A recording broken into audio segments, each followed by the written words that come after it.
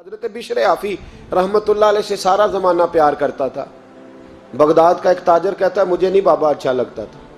ہمارا اپنا اپنا ذہن ہے نا، ہم کہتے ہیں میں نے جدھر ساری دنیا جا رہی ہے وہاں نہیں جانا، کہتے ہیں کہ وہ بابا مجھے نہیں اچھا لگتا تھا، حالانکہ سارا بغداد عزت کرتا۔ کیوں نہیں اچھا لگتا تھا؟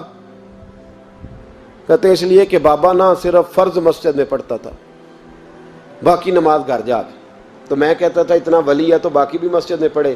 کہتے ایک دن میں نے کہا جسوسی کرنی ہے اس کی، جو کہ اسلام میں منع ہے۔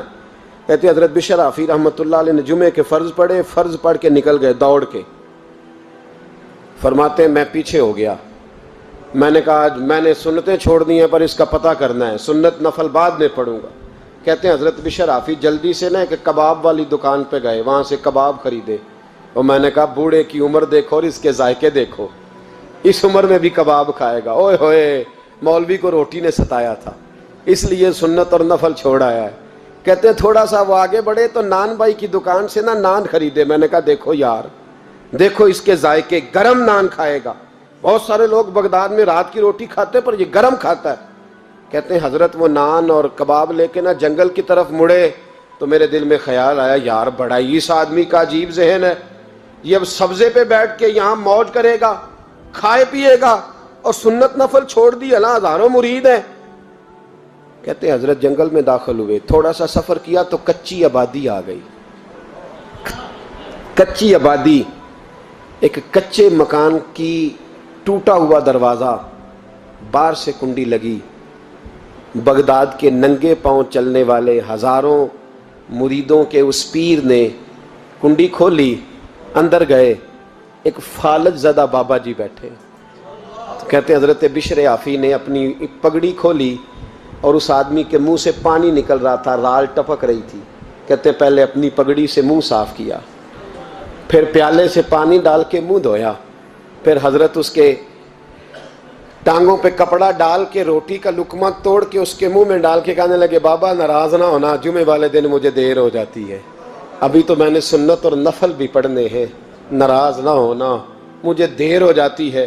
کہتے ہیں وہ بابا رو پڑا اور کہنے لگا بشر یار 14 سال ہو گئے تو روز آتا ہے، 14 سال، یہ 1 صدی کا قصہ ہے، 2-4 برس کی بات نہیں، 14 سال سے تو روز آتا ہے، میں پتہ نہیں کب تک لاش بنے پڑا رہوں گا، تو کب تک آئے گا؟ حضرت بشر آفی نے بابے کے آنسو پوچھ کے کہا بابا فکر نہ کر، آج کے بعد یہ جملہ نہ کہنا کہ تو میرے لیے بوجھ ہے۔ فرمایا لوگ سمجھتے ہیں کہ میں نے عبادت کر کے مقام پایا ہے، لوگ سمجھتے ہیں میں نوافل زیادہ پڑھتا ہوں، دنیا جانتی ہے کہ میری رات کی تسبیح زیادہ مضبوط ہے، پر میں ان میں سے کوئی بات بھی نہیں، میں تو تیری نوکری کرتا ہوں تو اللہ نے میری عزتوں میں اضافہ فرما دیا ہے۔ سوچ ہی صاف نہیں، نظریہ ہی ٹھیک نہیں، فکر ہی ٹھیک نہیں۔ اسلام نظریے کا مذہب ہے، سوچ کا۔ مسند امام احمد بن حنبل کی حدیث سنی، حضرت انس بن مالک فرماتے ہیں جب انسان نے روزہ رکھا ہوتا ہے نا تو روح ویسے ہی پاک ہوتی ہے اس کی۔ میں نے یہ سوچا کہ کچھ باتیں ایسی کی جائیں جس سے تھوڑی سی سوچیں بھی تبدیل ہوں، کچھ سوچوں کا وضو، سوچوں کا غسل، افکار و نظریات کی بھی بات ہو۔ ہم سمجھتے ہیں کہ شاید کثرت عبادت اصل ہے۔ اقبال کہتے ہیں یہ ذکر نیم شبی، یہ مراقبے، یہ سرور، تیری خودی کے اگر نگہباں نہیں تو پھر کچھ بھی نہیں، تیری خودی کے اگر، اور پھر عام چیز نہیں کہا یہ ذکر نیم شبی، سویرے سحری کا ذکر، یہ مراقبہ، یہ جو تو گھنٹوں اللہ کی یاد میں بیٹھا رہتا ہے، یہ سرور، کہتے ہیں بے کیف عبادت نہیں، سرور والی، یہ ذکر نیم شبی، یہ مراقبے، یہ سرور، تیری خودی کے اگر نگہباں نہیں، اگر تیرے نظریے کو نہیں بدل سکے، تیری سوچ نہیں بدل سکے، تیرا ایمان مضبوط نہیں کر سکے، تیری خودی کے اگر نگہباں نہیں تو پھر کچھ بھی نہیں۔ اور خرد نے کہہ بھی دیا لا الہ الا اللہ تو کیا حاصل، دل و نگاہ، دل و نگاہ، دل و نگاہ اگر مسلمان نہیں تو پھر کچھ بھی نہیں، دل و نگاہ۔ اقبال کہتے ہیں ایک دل کا کلمہ پڑھ، دوسرا نظر کا کلمہ پڑھ، ان پہ پابندی لگا۔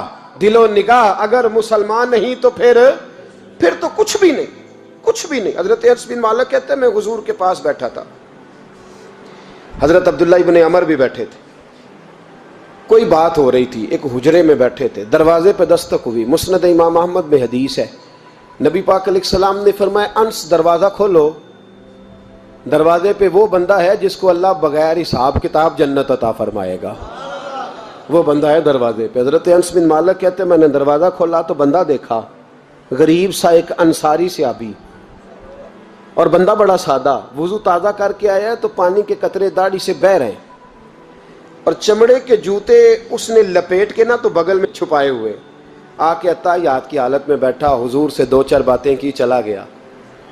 ہم اس کا رنگ دیکھتے رہے اور مصطفیٰ کا کرم دیکھتے رہے۔ اس کو حضور نے جنتی کہا ہے۔ کہتے ہیں اگلے دن اسی ٹائم اسی وقت ہم حضور کے پاس بیٹھے تھے، پھر دروازے پہ دستک ہوئی، حضور نے فرمایا دروازہ کھولو، دروازے پہ وہ بندہ ہے جسے اللہ بغیر حساب کتاب جنت عطا فرمائے گا، بغیر حساب۔ کہتے ہیں دروازہ کھولا،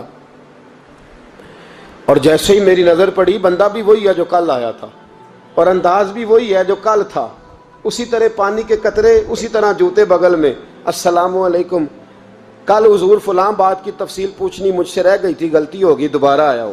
اس نے اپنی گفتگو کی، چند جملوں میں بات سمیٹی، چلا گیا۔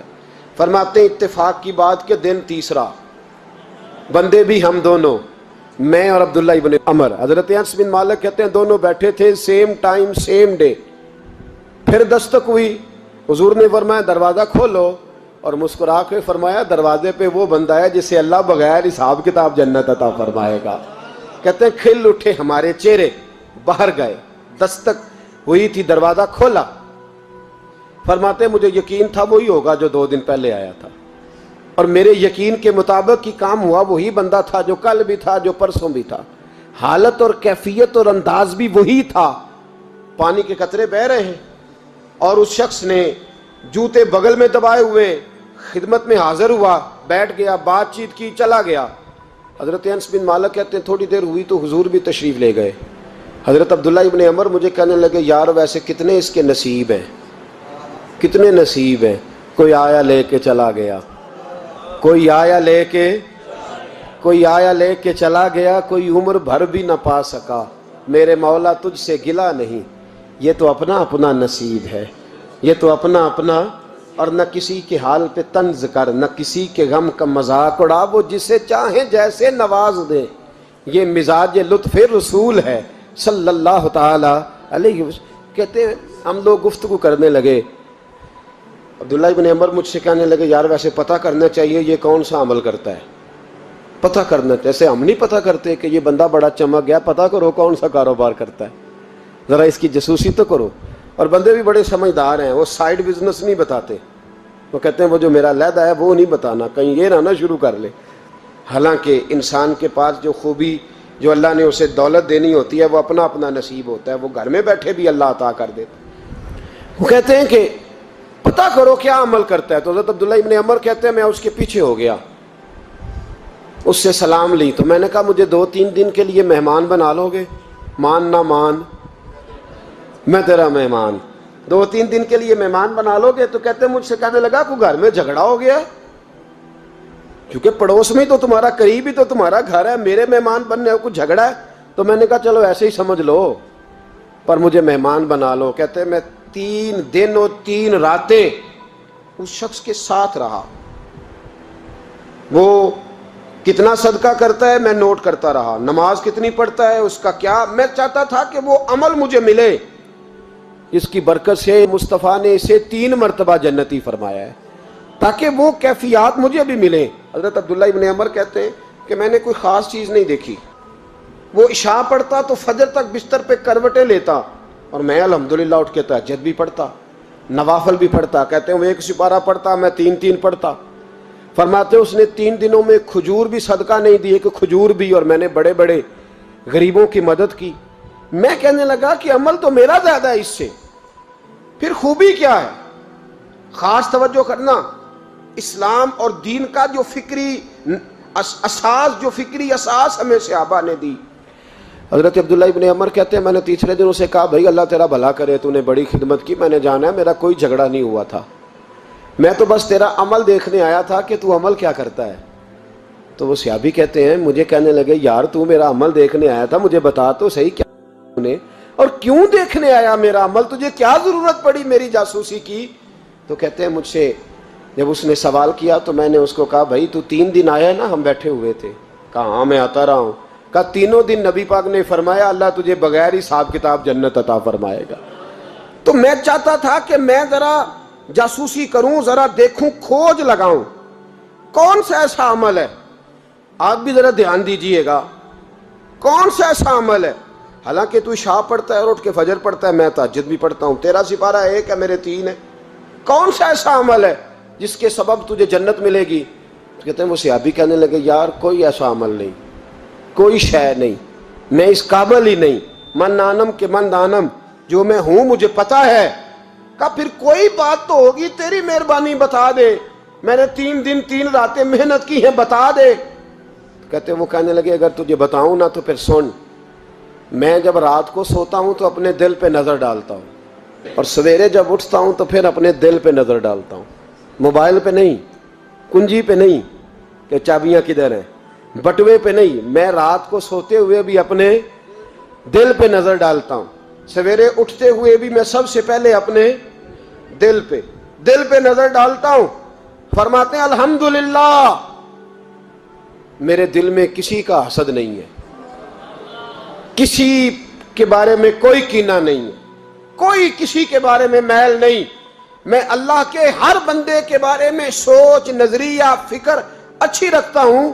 اور فرمایا میں تیرے بارے میں بھی عبداللہ یہی سوچتا ہوں کہ تو مجھ سے زیادہ نیک ہے۔ الحمدللہ اس وقت بھی میرا ذہن یہ ہے کہ انس بن مالک مجھ سے زیادہ پرہیزگار ہے، اس وقت بھی میری سوچ یہ ہے کہ محبوب کے سب صحابہ میں سب سے کمزور میں ہی ہوں۔ نابد عبداللہ ابن عمر کہتے ہیں میں نے اس کا ہاتھ چوما، میں نے کہا سمجھ آ گئی ہے، تیرا نظریہ، تیری سوچ پکی اور سچی مسلمان ہے، تو دل اور روح کا مسلمان ہے، تو نظر اور روح کا مسلمان ہے۔ یہ سبب ہے کہ اللہ کے رسول نے زمین پر چلتے ہوئے بھی تجھے 3 دفعہ جنت کی بشارت عطا فرما دی۔